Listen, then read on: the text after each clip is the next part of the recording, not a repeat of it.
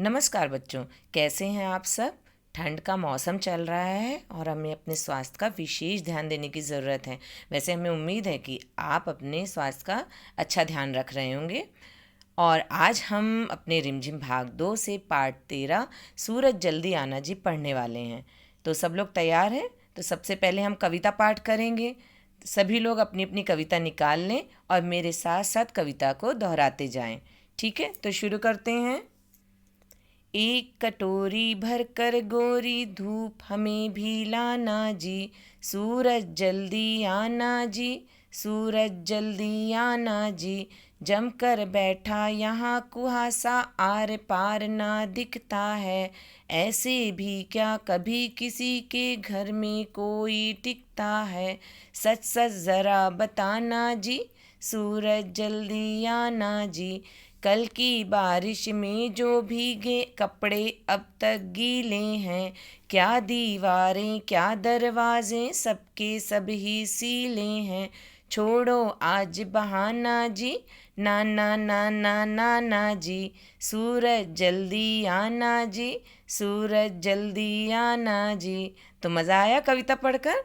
तो कविता तो हमने पढ़ ली, तो आइए अब इसका अर्थ भी जान लेते हैं। तो पहली पंक्तियाँ क्या हैं? एक कटोरी भरकर गोरी धूप हमें भी लाना जी। इसका मतलब ये है कि धूप नहीं मिल रही है, ऐसा मौसम चल रहा है जहाँ पर सूरज गायब है और सूरज की धूप दिखाई नहीं दे रही है। तो यहाँ पर कवि क्या कह रहे हैं कि एक कटोरी धूप भर के ले आओ। इसका मतलब सूरज आप जल्दी आ जाओ। सूरज से ये निवेदन किया जा रहा है कि तुम जल्दी आओ, क्योंकि तुम्हारे आने से क्या होगा, धूप आएगी। यहाँ पर अब धूप की ज़रूरत क्यों पड़ रही है? मुझे लगता है ऐसा मौसम है वहाँ पर कुछ कि कुहासा छाया हुआ है। जी हाँ बच्चों, अभी ठंड का मौसम है ना, कुछ इसी तरह से जो है सब जगह कुहासा छाया होता है। तो देखते हैं अगली पंक्तियाँ। जमकर बैठा यहाँ कुहासा आर पार ना दिखता है। अब जब कुहासा छा जाता है, कोहरा छा जाता है, अभी आप ठंड के मौसम में सुबह सुबह उठकर देखा है आपने, इसी तरीके का मौसम होता है। तो ये जो कुहासा छा जाता है ना बच्चों, इसमें आपको कुछ भी नहीं दिखाई देता, आर पार नहीं दिखता, बहुत धुंधला धुंधला दिखाई देने लगता है।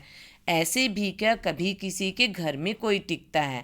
अब यहाँ पर किसको बोला जा रहा है? कुहासा को बोला जा रहा है। जैसे अगर हमारे घर में कोई मेहमान आते हैं तो कुछ दिनों के बाद रहने के बाद वो चले जाते हैं, लेकिन यहाँ पर कुहासे को मेहमान के लिए नाम दे दिया गया है और कहा गया है कि देखो, कोई भी किसी के घर आता है तो क्या ऐसे टिक जाता है, लेकिन तुम तो ऐसे आए हो कि यहाँ से जाने का नाम ही नहीं ले रहे हो।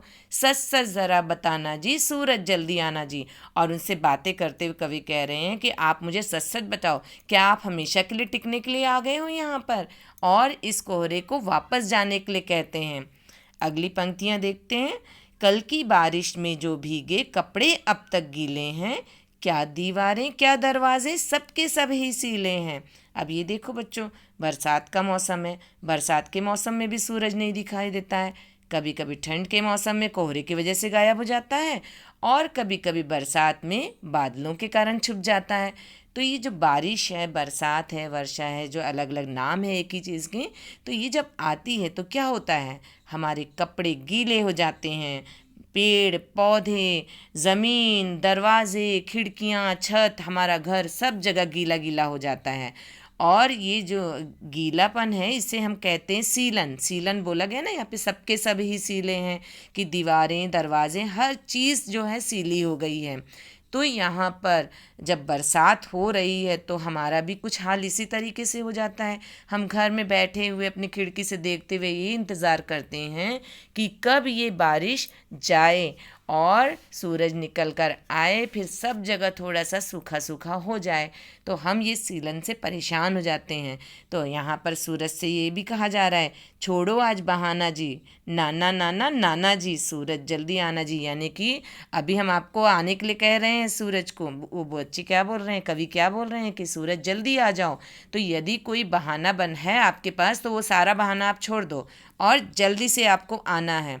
अब बच्चों, जो सूरज है ना, सूरज की रोशनी इस धरती पर रहने वाले हर मनुष्य, पेड़ पौधे और जानवरों के लिए बहुत ज़रूरी है।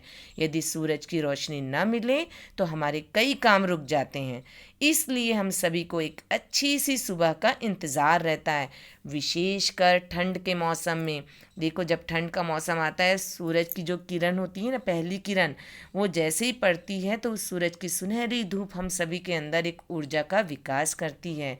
तो हम सूरज के लिए यही कहना चाहेंगे कि सूरज जल्दी आना जी। हमें उम्मीद है आप सभी को ये कविता बहुत अच्छी लगी होगी। हम सभी अपनी ऑनलाइन कक्षा में इसे फिर से दोहराएंगे। आप भी अपने अपने टीचर्स के साथ इसे दोहराएंगे। तब तक हम आपके लिए ये काम दे रहे हैं कि आप बार बार इस कविता को पढ़िए और याद कर लीजिए। फिर जब हम अपनी ऑनलाइन कक्षा में मिलेंगे तो फिर इस कविता को फिर से दोहराएंगे। तब तक के लिए धन्यवाद।